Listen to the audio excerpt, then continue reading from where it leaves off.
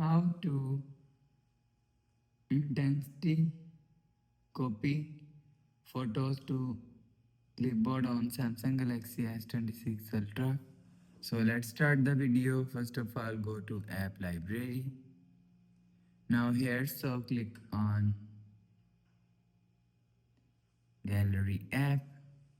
Now here click on folder.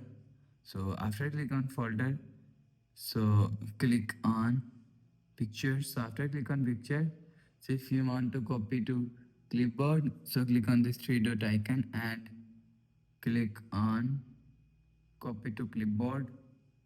So after you will see copied is click copy clipboard. So after the process, go back to home screen and open notes app